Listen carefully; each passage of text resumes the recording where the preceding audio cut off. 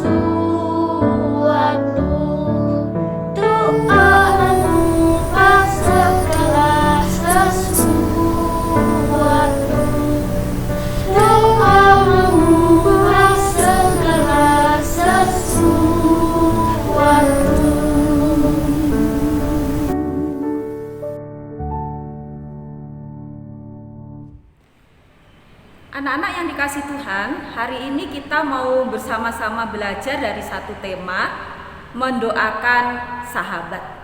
Anak-anak, beberapa kali kita bersyukur diberikan kesempatan untuk kita bisa belajar di sekolah, bertemu dengan teman-teman kita, dan juga belajar bersama dengan Bapak Ibu Guru. Tentu ada rasa sukacita, ada juga rasa gembira, dan kita bisa belajar bersama dan juga bermain bersama. Tetapi ada kalanya kita juga diberikan kesempatan untuk belajar kembali di rumah masing-masing. Sehingga ketika kita harus belajar di rumah, tidak lagi kita bisa bertemu dengan teman-teman kita, tidak lagi kita juga bisa bertemu dengan Bapak Ibu Guru. Dan kita juga tidak tahu, mungkin di antara mereka ada yang sakit, atau juga mungkin ada yang membutuhkan pertolongan, ataupun juga ada yang membutuhkan penghiburan dari kita. Masa pandemi memang mengharuskan kita belajar banyak hal. Salah satunya adalah kita tidak diberikan kesempatan untuk bertemu langsung dengan sahabat-sahabat kita. Tetapi sebenarnya ada yang bisa kita lakukan ketika kita berada di rumah, teman-teman kita juga berada di rumah, kita tidak bertemu secara langsung dengan mereka. Kita bisa menelpon mereka, kita bisa menanyakan kabar mereka lewat WA mungkin, atau juga bisa lewat telepon. Miss Erna percaya ada rasa rindu yang mungkin ada dalam setiap hati kita masing-masing. Rindu pengen bertemu dengan teman-teman kita, rindu pengen bermain dengan mereka, rindu juga belajar bersama-sama di sekolah. Tetapi karena situasi dan kondisi, sehingga kita juga mesti belajar untuk kita bisa taat dan memahami akan situasi dan kondisi yang ada. Anak-anak yang dikasih Tuhan, hari ini kita mau belajar bersama-sama. Sebenarnya ada cara yang bisa kita lakukan supaya kita tetap terjalin dengan sahabat-sahabat kita yang mungkin mereka membutuhkan pertolongan kita.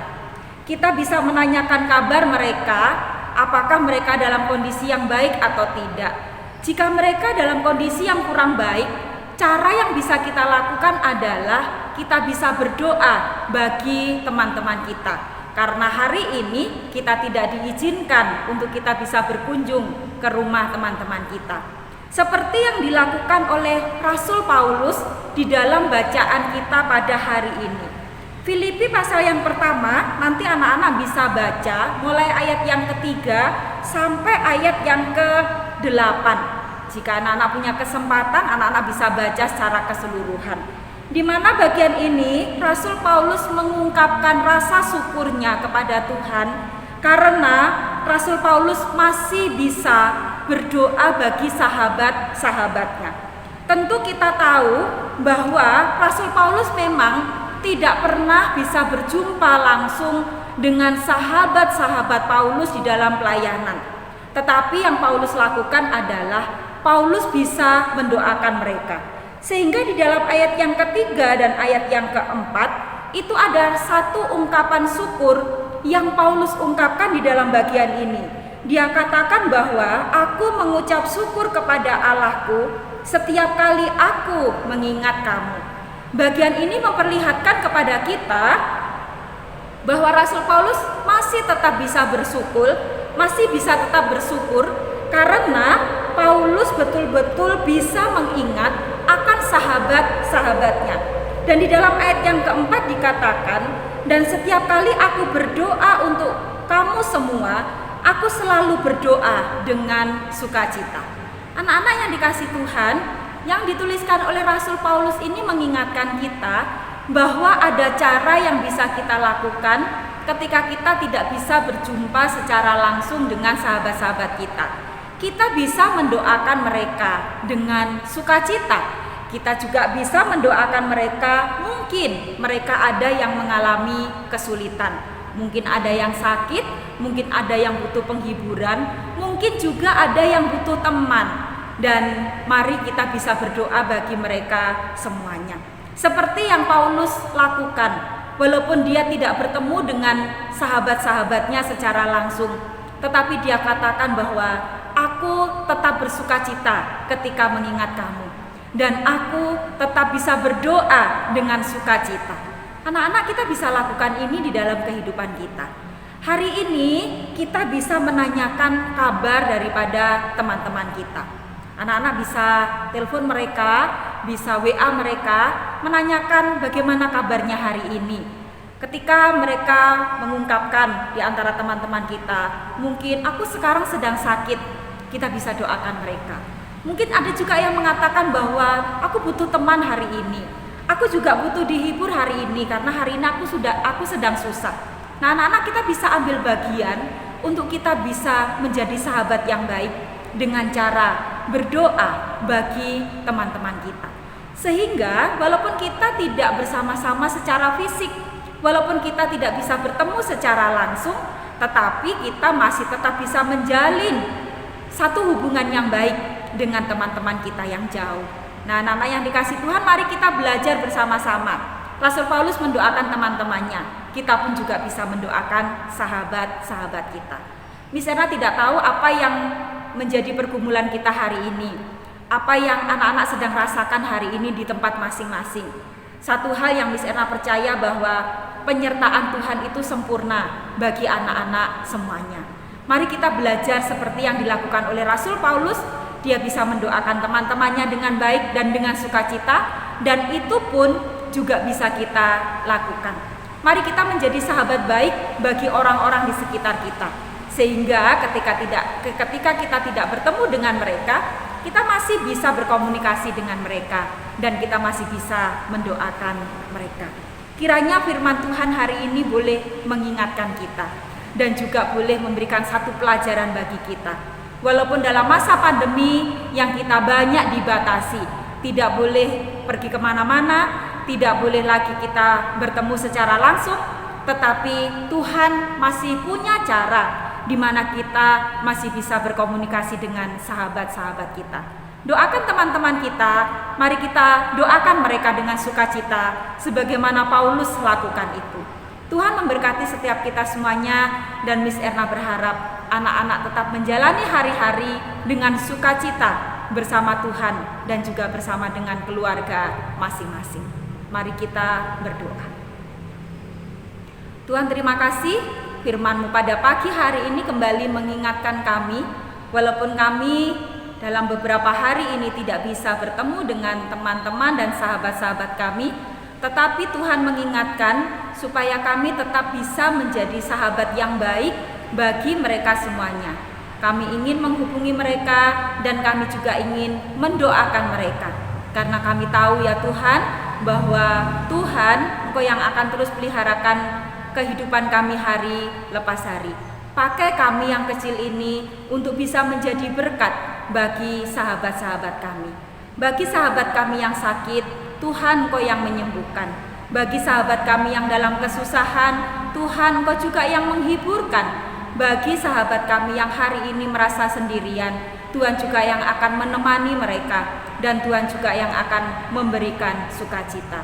Terima kasih ya Tuhan, saya mau melakukan kehendak Tuhan, dan kiranya firman-Mu termeterai dalam setiap hati kami. Di dalam nama Yesus kami mengucap syukur dan berdoa.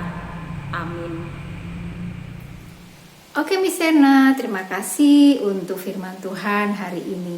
Kiranya firman Tuhan kali ini memberkati kita semuanya. Oke, dengan demikian maka selesai sudah ibadah kita hari ini. Sampai jumpa lagi minggu depan. See you and God bless you all.